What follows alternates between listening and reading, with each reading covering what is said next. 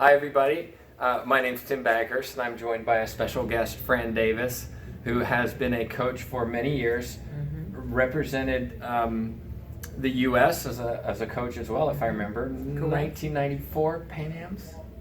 96. 96 Pan Ams. Yes. I was close, it's not too bad.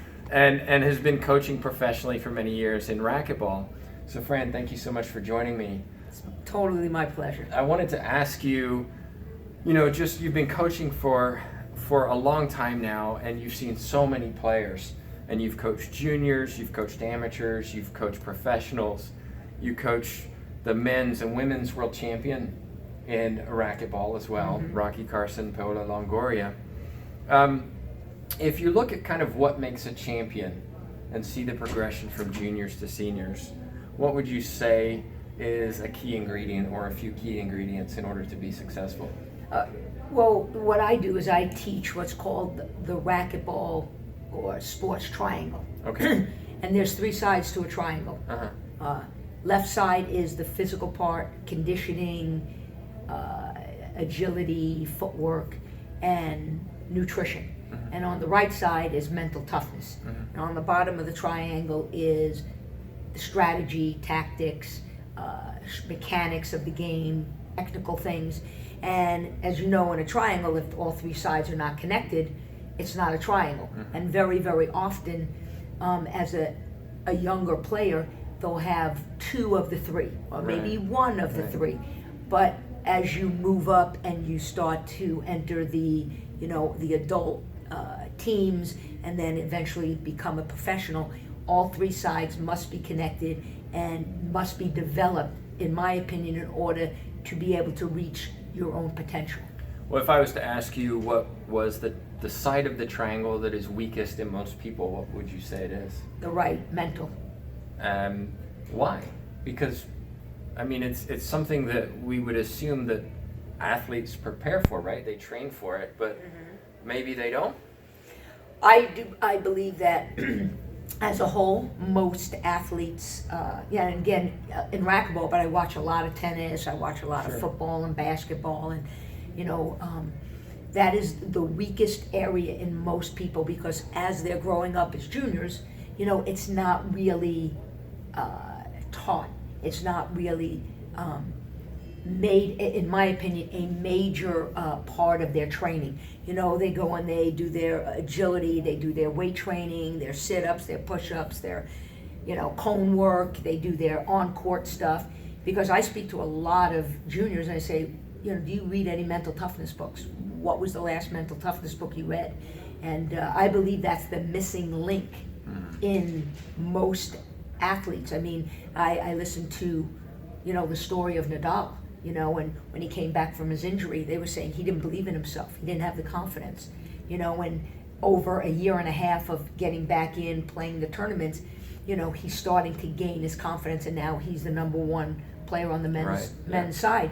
But for a while, they talked about his lack of confidence. The number one player, that's pretty tough. Yeah. Do you feel as well, at least in my experience and those I've worked with, it's difficult to convince them that mental toughness is important because it's hard to measure. If I'm a nutritionist, I can maybe show weight loss or muscle gain or something like that, or physically, oh look, my forehand's much better than it was 3 months ago. Being mentally tough is a little bit more tricky to be able to say, yes, I'm mentally tougher now, look at quote unquote my scores. Do you see that happening where athletes look at it and say, well, I don't really know if I'm improving, or I can't see improvement, therefore I'm not really going to invest my time in it? I think some of it is that, but a lot of it is, people don't invest in sports psychologists, because that's another area where, okay, they put money into a club, they're a member. Sometimes they'll take lessons, sometimes they'll hire a coach, sometimes they don't, they're self-taught. And so therefore they have to rely on books.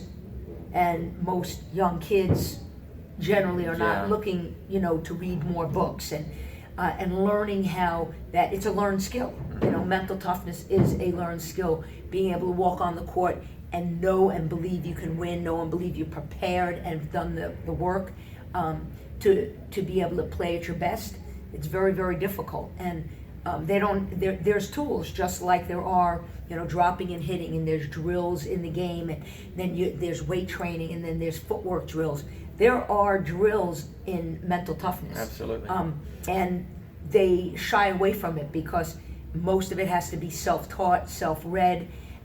But now with the internet, like Paola, every time she warms up for a match or any time that she is going to train, she gets on the elliptical or the Stairmaster or whatever it is, she has her headsets on and she is listening to mental toughness tapes. There's only the now. There are no second chances. All these different videos that are out that if you don't want to read, you can learn, but you have to be able to look yourself in the mirror and know you've done the work so that when you are tested, you can rise above and be able to compete with the best. So again, it's going back to that triangle. You can be mentally tough but not have the skills. That is correct. Or have the skills, be mentally tough but not take care of yourself physically. So I can see how that triangle works really well. I want to switch tracks a little bit. You've been coaching for many years and have made a successful career out of coaching, and I think a lot of people watching might be interested in pursuing coaching. I teach a lot of students, for example, at Oklahoma State University who want to become coaches. And here we have an opportunity where you have been able to do that and make a successful career out of it. What are some of the things you've learned along the way that have helped you to achieve that status and be able to financially take care of yourself in the profession that you love? Well, the biggest thing about coaching is that first, in my opinion, whatever sport or thing that you're coaching in, you have to know it like the back of your hand. I mean, it's very difficult to be able to, coach racquetball in a competitive situation about shot selection or court position or anything like that. So I started out, when I was coming up, I went to every single camp, teacher, clinic that came to my area, from Shannon Wright to Dave Peck to everyone, Steve Stranamo, and I just, kept going and learning and learning and learning. And then I felt that if I became a professional, I would gain the credibility that, oh, she knows what she's talking about. She was ranked X. And then I did a lot of reading, and then along the way, I was at a conference and I heard a mental toughness speech, and it was by Diana McNabb, and I was blown away. It was about peak performance, and she happened to live in New Jersey at the time. I lived in New Jersey, and I went up to her and I said, look, I know you're busy. Here's my card. I coach the U.S. racquetball team. We don't have a sports psychologist. I think you would fit in. And we developed a relationship. I learned that entire piece that was missing in my game when I was coming up.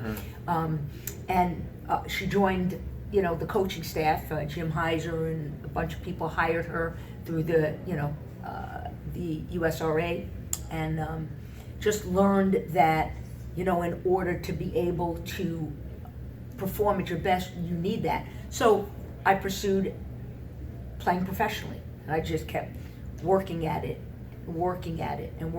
all different aspects. And at the time when I was playing, there was no social media. So I just wrote articles in all the different magazines and talked about different parts of the game. I actually have a degree, a BS, Bachelor of Science in Education.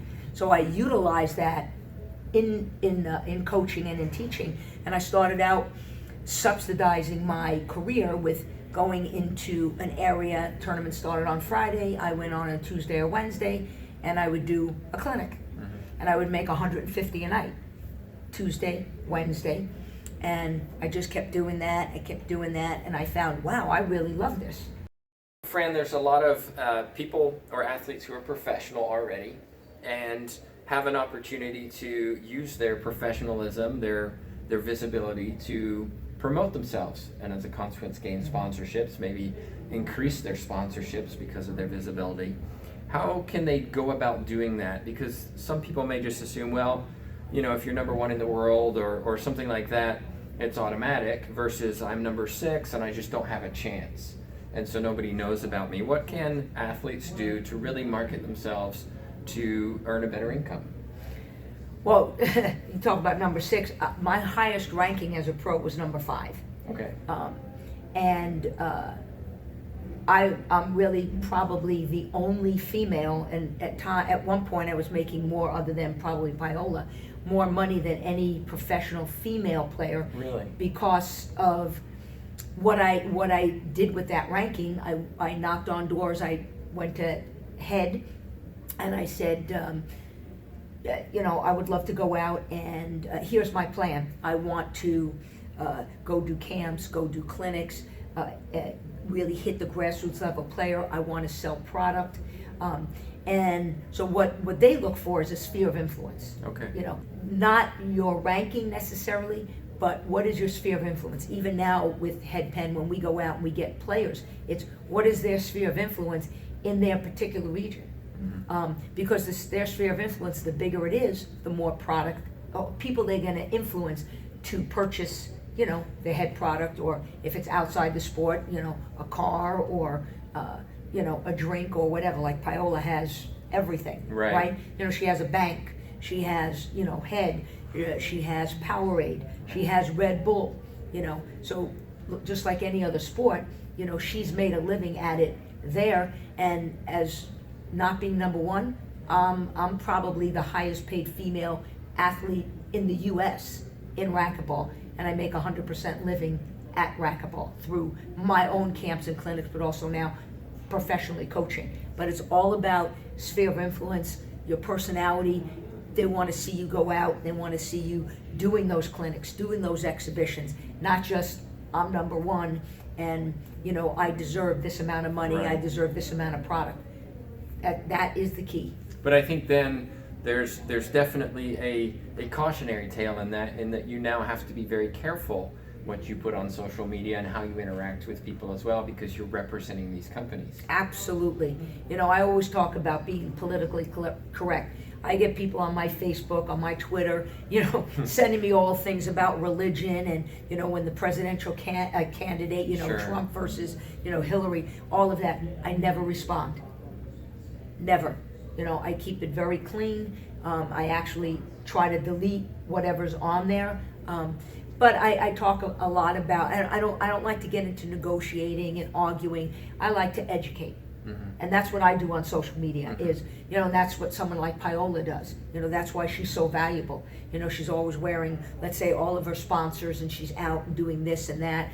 And they love that. So when you're in social media, it's all about sharing what you do, sharing how you can help people, giving tips, giving information, and telling people, how you, like you said, how you can get better. People are always looking for that. And that's what we're doing here with educating. Fran, how can people get in touch with you if they maybe want to hire you as a coach or learn more about what you do in racquetball? Well, my website is www.frandavisracquetball.com, or you can email me, fran@frandavisracquetball.com. I have camps, all year long. I have a book, I have a DVD. So, reach out to me. I do video analysis, and I'm here at Junior Worlds. I'm coaching some of the top juniors.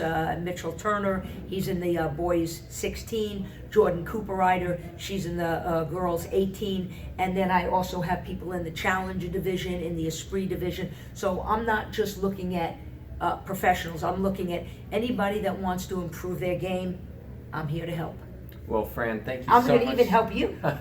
I need it. Thank you so much for joining me. And of course, thank you for watching. And until next time, we'll see you again.